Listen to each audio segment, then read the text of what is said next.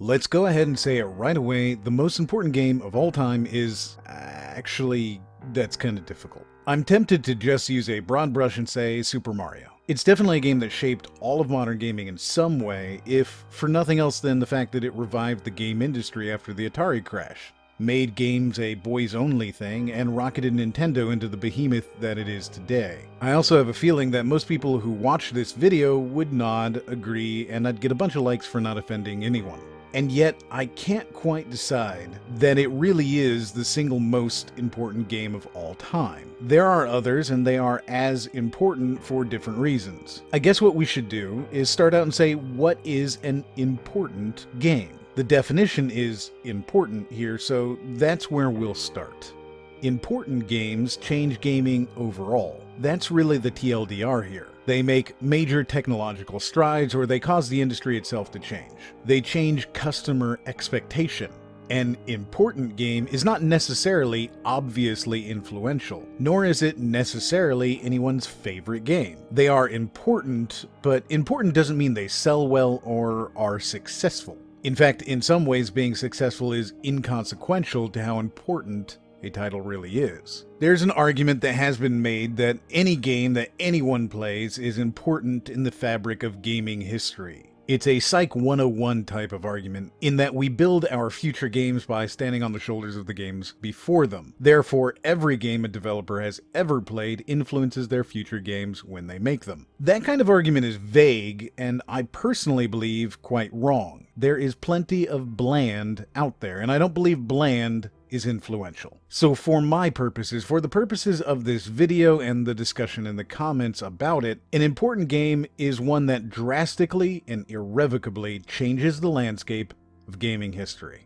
Spacewar is the first real video game. Yes, Tennis for Two came out first in 1958, but tennis was essentially only shown during a government-sponsored exhibition, twice, and then dismantled for parts. You might even be tempted to suggest noughts and crosses, but that was even more difficult to actually see or play. Spacewar, however, was freely shared, recreated, and eventually became the basis for the first commercial video game. Spacewar was originally created in 1962 to show off the power of the PDP-1, the first mini-computer, weighing only 1,200 pounds and standing 8 feet tall. Rather than just showing random patterns, the MIT developers wanted something that could really show off the power of their cool new toy, and then they shared that with others, as a part of the hacker ethic culture that was predominant at MIT at the time. This means that everyone who owned one of the $120,000 PDP-1s, roughly $990,000 in 2018, could load up some multiplayer 1v1 spaceship action. Of course, this meant the game was played primarily by researchers at universities, and throughout its life, Spacewar was upgraded with special abilities, realistic gravity wells, and even completely real star charts. Something about having the smartest engineers in the world playing your completely fixable game leads to having some very strange upgrades. Through its spread, Spacewar was able to get in front of a lot of very impressionable young engineers, such as Nolan Bushnell, the future founder of Atari, who would take the core gameplay of Space Wars and refine it into Computer Space, the first coin-operated game, and then further refined into Asteroids. Asteroids would go on to see over 2 billion quarters deposited. And if you're watching this on February 14th, 2018, then today is Space Wars' 56th birthday. Space Invaders is so pervasive in gaming culture that we could say that the pixelated alien is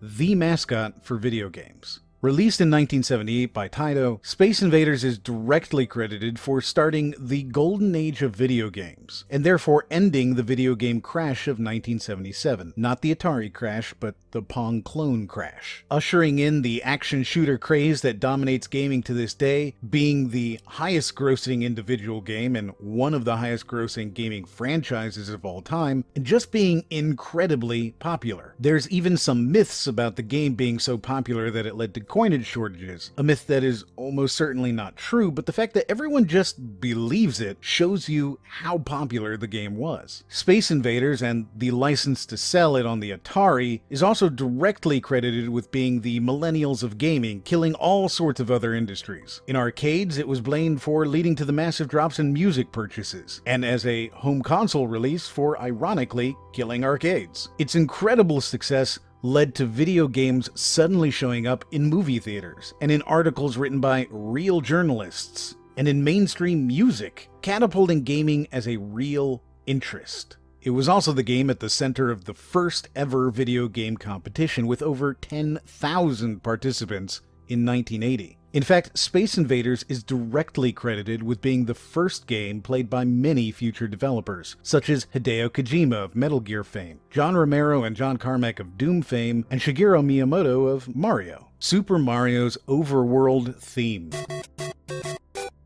If the Space Invader is the mascot of gaming, this is the theme song. Mario's popularity extends well past just being a gaming icon and into being a global phenomenon. The video game industry had crashed in 1983 thanks in large part to huge amounts of poor quality games and a lack of quality controls on the Atari console, and Nintendo's famously restrictive and illegal contracts and cartridge exclusivity allowed for the perfect environment for gaming to make a resurgence. However, it was Nintendo's decision to make video games a toy that perhaps saw its largest influences over the decades. Toy aisles are either boys or girls, and so the NES was made into a boys' toy. This video games are for boys belief still exists in modern gaming today, and it's all due to this decision. The NES's incredible popularity was in no small part thanks to the incredible popularity of Mario. Mario was the #1 selling game for nearly 30 years until Wii Sports, and made side-scrolling the most popular platforming style. So popular was this style of gameplay, in fact, that others would hold it as the gold standard for replication on other systems, like the Two Johns did on PC. It's hard to overstate the effect Doom had on the gaming industry as a whole. Before Doom, there was stuff like Ultima and Wing Commander, but PCs were primarily for adventure games from Sierra. Games were cute and fun, and in keeping with Mario's influences, they were made for kids first and foremost, because video games were toys. Enter Doom, created by the guys who had already started shaking up the industry with the release of Wolfenstein 3D, a game that showed gore and allowed you to brutally murder Nazis with machine guns. In an effort to take things up another notch, the team at id Software decided to let us massacre demons as a Space Marine, and to do so in gory style. Doom was a game that influenced so many people on a technological and personal scale that it really needs a whole video to talk about it. If you want to learn more about Doom, you can watch my 24-minute long video, The Most Influential Game of All Time.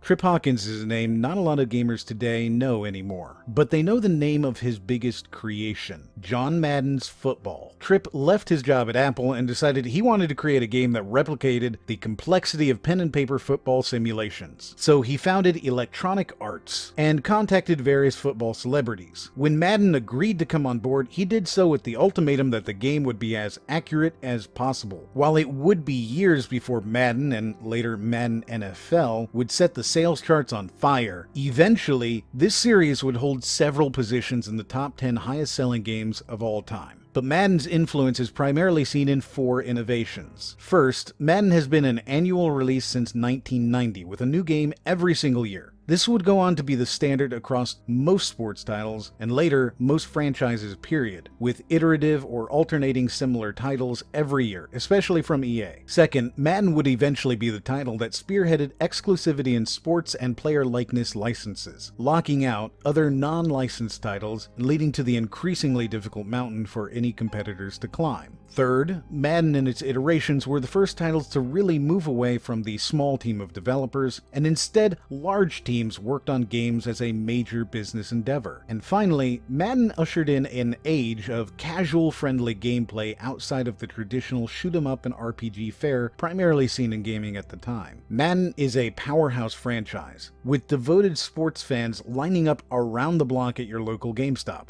And you can see it when you ask someone if they own a console and they tell you they play Madden. It's fitting that Half-Life is often considered a major line in the history of gaming, with clear pre-Half-Life games and clear after Half-Life games. Developed by Valve in 1998, Half-Life is routinely labeled as the best game of all time by just about every publication out there, and at the time it was released, it was considered the best shooter since Doom. Before Half-Life, games were becoming more and more basic shooters, with little or no story, few innovations, and little to differentiate them from one another. The charts were littered with imitators of Doom and Quake, such as Blood, Shadow Warrior, Duke Nukem 3D, and Sin. Half-Life showed that by taking player experience and refining it into a story and character-driven world first and foremost, and then allowing combat to occur naturally around those, players would become even more invested in the world. Taking the ball from Valve, Deus Ex took the innovative experiments and storytelling from Half-Life, the non-linear gameplay of System Shock,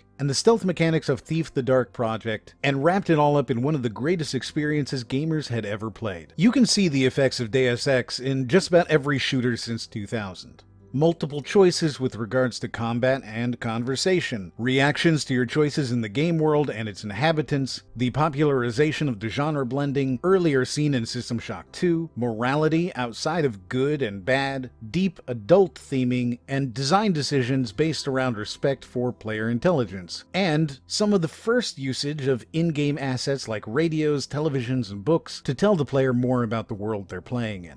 Back in the Madden vein of gaming, Call of Duty furthered the casual friendliness of gaming by perfecting the cinematic game experience. The best description of Call of Duty that I've ever heard is that you play as the cameraman in an action movie. You've always got another person with you, and all the action always happens in highly choreographed set pieces in front of you, usually centered around that other person. The fact that you can play through most entries in the franchise without ever firing your gun further solidifies this point of view for me. COD is the poster child for short, high-octane experience titles, with incredibly high development costs, designed to appeal to the largest user base possible. With few other examples, Call of Duty is responsible for the continued development of highly scripted, high production value games as movies, lasting 4 or 5 hours.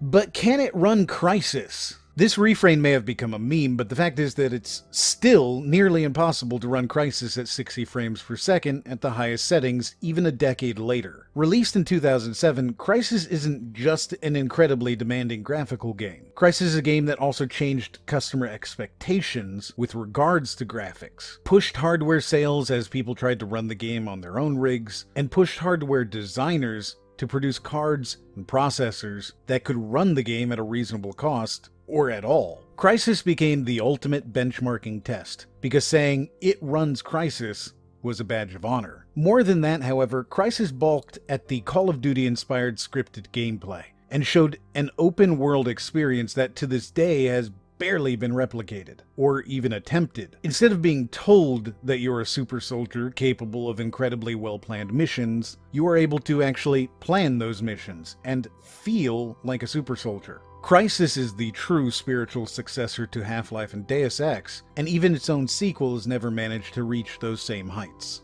Of course, Crysis was expensive, and while it sold over the million copies mark in the first few months, it was still considered a disappointment. Games are expensive to make, and that means they have to sell millions or tens of millions of copies to be profitable enough for shareholders in the long term. This led to developers experimenting in new types of revenue generation, and Andrew Wilson and EA Sports had the answer with UEFA's Ultimate Team mode. In Ultimate Team, you can choose to unlock card packs that include new players, one-time use consumables that heal or improve your players, various cosmetic improvements, or new arenas to play in. As with most games like this, you can choose to spend real-world currency on the packs instead of grinding in-game points. UEFA's loot box mechanism was wildly profitable, and when Wilson was promoted to oversee FIFA and later EA Sports, he took those wildly profitable loot boxes and stuffed them in every single game he made. This followed him when he became CEO of EA, and now the loot box is something everyone is aware of. For good or bad, Wilson-style loot boxes are here to stay, and they've completely changed the way the industry monetizes their titles.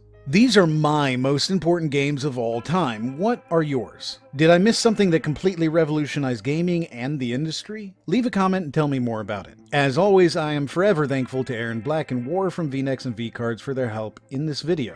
The next talks is a secret. It's very hush-hush. You really shouldn't tell anyone about it. It's important that we stay stealthy. Don't be alarmed. As always, if you like this video, please leave a like and share it. If you didn't, then don't do either of those. If you did enjoy this, however, you can watch another in the corner, and as always, we'll see you on the next one.